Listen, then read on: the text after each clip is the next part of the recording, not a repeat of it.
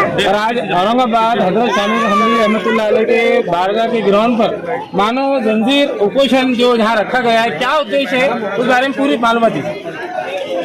असल में ये हमारी दरगाहें और कब्रिस्तान और मसाजिद और मकाबिर और ये खानकाएँ, ये सब की सब दरअसल अल्लाह की ज़मीन है, अल्लाह की प्रॉपर्टी है, अल्लाह की मिल्कियत है। और इस ज़मीन ये जो अल्लाह की मिल्कियत है, ये हमारी आबरू है, इससे हमारा दीनी तशख़्ख़ुस और हमारा मिली वजूद वाबस्ता है।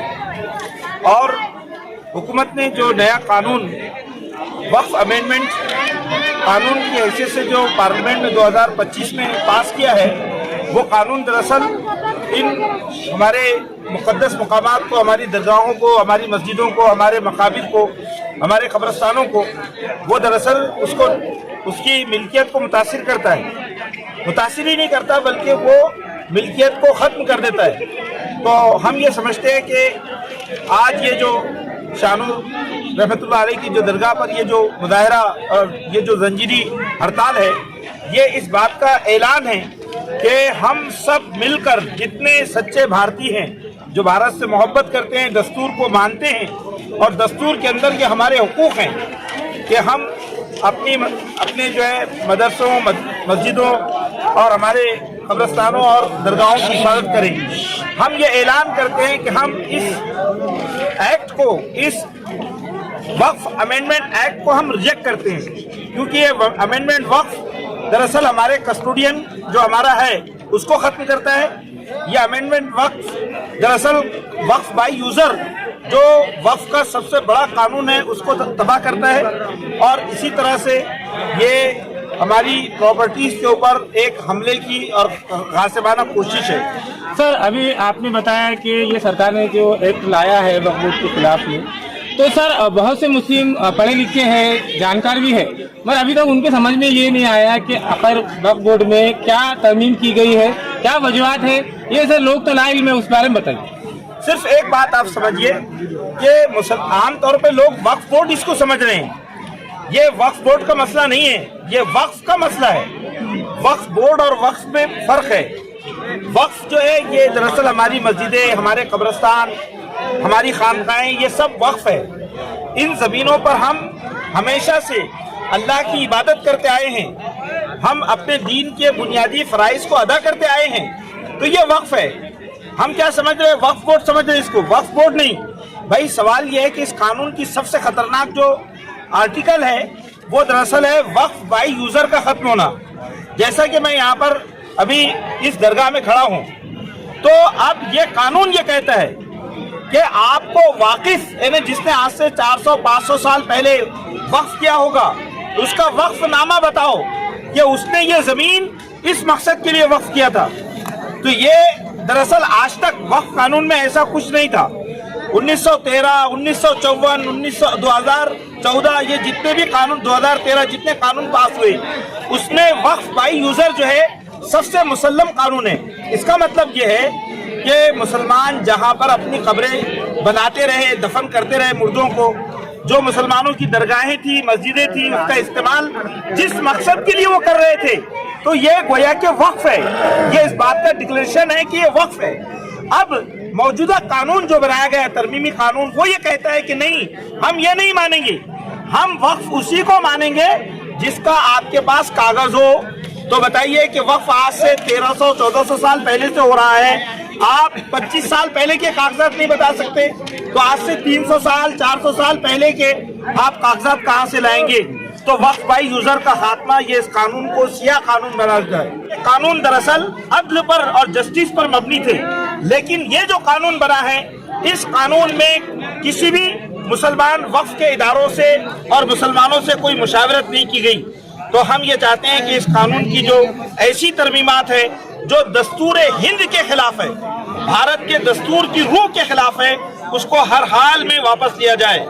मौलाना साहब, आपका नाम बोलिए और आपका आना कहाँ से हो? मैं मोहम्मद इलियास फलाही, मुस्लिम पर्सनल बोर्ड महाराष्ट्र का को कन्वीनर हूँ। इस मुहिम का मुस्लिम पर्सनल बोर्ड का मेंबर हूँ और महाराष्ट्र और सब लोगों के तरफ से इसको मजम्मत से और इसको रिजेक्ट करता हूँ।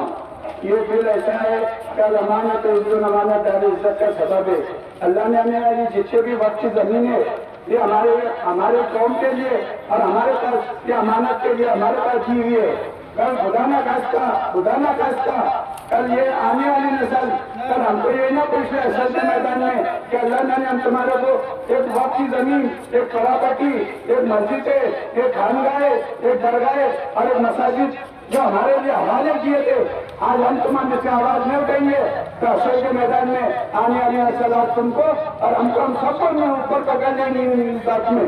और मैं तमाम मेरे नौजवान भाइयों से ये बात अर्ज करता हूँ कि जितने भी नौजवान खड़े हुए हैं यहाँ क्या बहुत सारी अफवाहें होंगी और बहुत सारी अफवाहें चल रही है हिंदुस्तान में चल रही है, बल्कि मैं एक ही मुल्क को टारगेट नहीं करूंगा, हिंदुस्तान में रहता हूँ, हिंदुस्तान के मुसलमानों को ताकीद करूंगा और जितने नौजवान यहाँ आए हुए उनको भी ताकीद करूंगा कि अफवाह पे ध्यान मत दो कि बहुत से लोग बता रहे हैं कि भाई फला मिनिस्टर ने ये बेच डाला, फला मिनिस्टर ने वो बेच डाला, फला आदमी ने वो बेच डाला।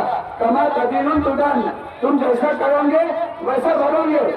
आज ठीक है, आज जो हमारे मिनिस्टर आए, आज हमारे जो कौम को जो धक्का लगा है, आज जो हुआ है, आज का भी हमारे मिनिस्टर और हमारे चेयरमैन और आज सीओ और हमारे मुसलमान के रहनुमा से रहते थे तो कोई जगह खाली नहीं रहती थी, हर जगह यूनिवर्सिटी रहती थी, हर जगह दरगाह रहती थी, हर जगह कॉलेज रहता था, हर जगह दवाखाना रहता था, हर जगह कंप्यूटर क्लास रहती थी, हर जगह सिविल क्लास रहती थी, हर बच्चा एजुकेशन हल्का रहता था।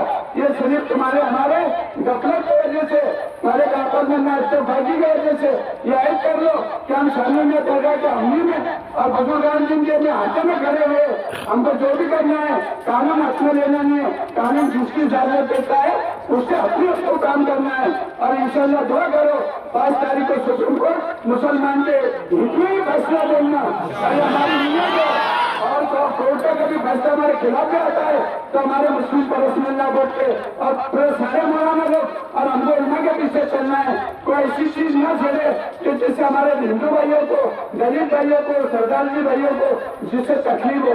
ये दिन हुकूमत ने जो पेश किए गए, जो वहाँ संसद बैठे हुए जिन्होंने बिल हमारे ऊपर जो डाला है तो ये से हमको कानून से लेना है, हमको कोई नारेबाजी करना नहीं है, हमको किसी लड़ना नहीं है, हमको किसी जगाना नहीं है। इस बात की नियत करे कि हमारे जो इमाम को आदेश देंगे वो आदेश हमको पालन करना है।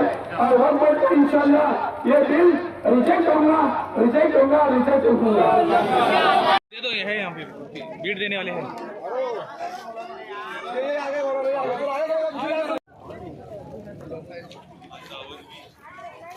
अंदर करेंगे भी खाता चल लो अंदर शादी खाने में पीछे चलो रे, हाथों के साथ में लाइन के पीछे हो भाई, पीछे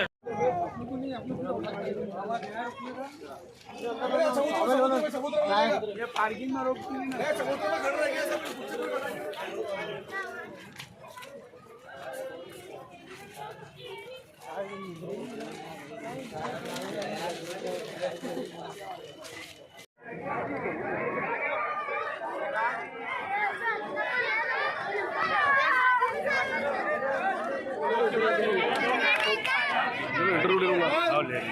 ले लो फिर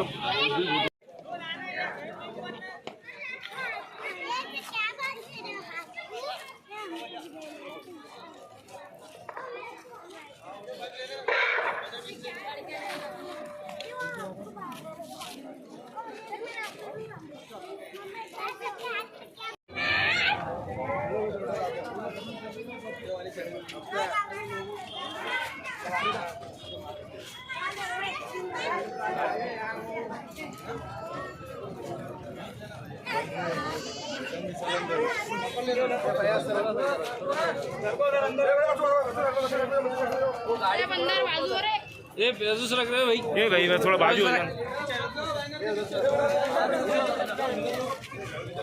मुहिम का मकसद क्या है?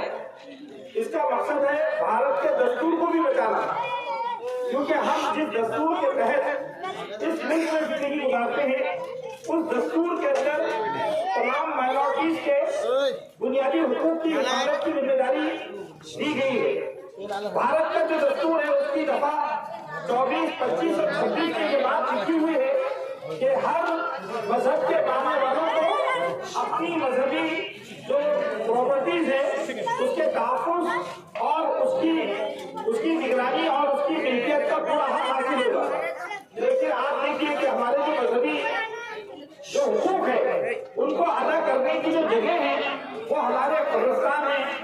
हमारी मस्जिदें हैं, ये हमारी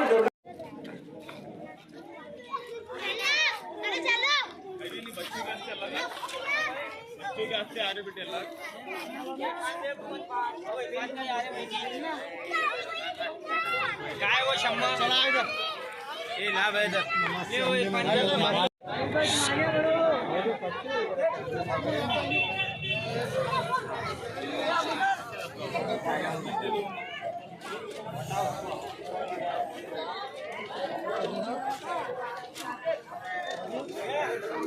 एक मिनट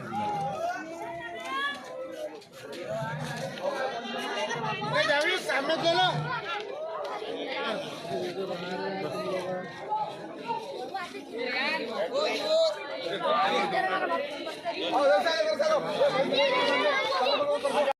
पर अपने रब के नाम से पढ़ने के तरफ साकिब जी के सबसे पहले साथ की हुई है, पढ़ने के ऊपर पहले पढ़ाने पर जोर दिया गया है। हम इस आयत को भूल गए, इस हुक्म को भूल गए और इस हदीस को बालाए ताक रख दिया और बेटे को बेटी को रुकी। हम इस बिल की मुखालिफत करते हैं इंशाअल्लाह। मैं मौलाना इलियास साहब से जो मुस्लिम परसना बोर्ड के रुकन है बड़े अदब के साथ दावत देता हूँ, मौलाना इस मौके पर हमारे रहनुमाई फरमाएं। मुहिम का मकसद क्या है? इसका मकसद है भारत के दस्तूर को भी बचाना, क्योंकि हम जिस दस्तूर के तहत इस मुल्क में जिंदगी गुजारते हैं उस दस्तूर के अंदर तमाम माइनॉरिटीज के बुनियादी हुकूक की हिफाजत की जिम्मेदारी दी गई है। भारत का जो दस्तूर है उसकी दफा 24, 25 और 26 की बात लिखी हुई है कि हर मजहब के मानने वालों को अपनी मजहबी जो प्रॉपर्टीज है उसके तहफ़्फ़ुज़ और उसकी निगरानी और उसकी मिल्कियत का पूरा हक हासिल होगा। लेकिन आप देखिए कि हमारे जो मजहबी जो हुकूक है उनको अदा करने की जो जगह है वो हमारे कब्रिस्तान है, हमारी मस्जिदें हैं, ये हमारी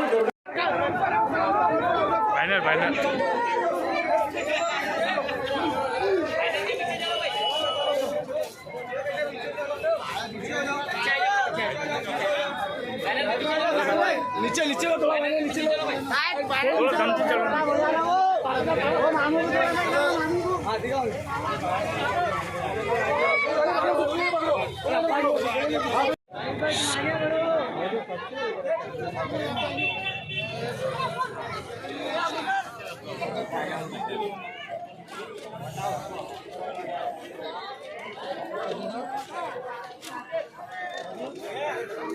एक मिनट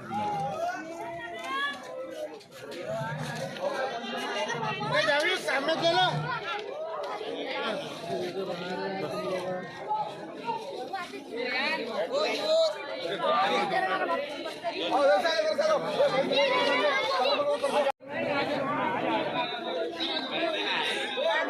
अरे कैमरे वाले कहाँ गए?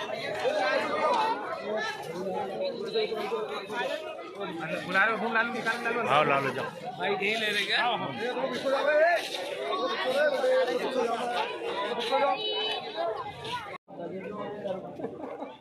क्या है इरफान में तेरा बाप की जाकर चल रही घर पे लाके दी तेरे को बात यार भैया देना तो तुमने यार लाके देना पड़ेगा ना, पूरा ऐसे नहीं रहता ना। तूने घर पे आके मिलना था वहाँ आगे चल भाई मालूम ही नहीं। आगे ले अभी आदमी लेकर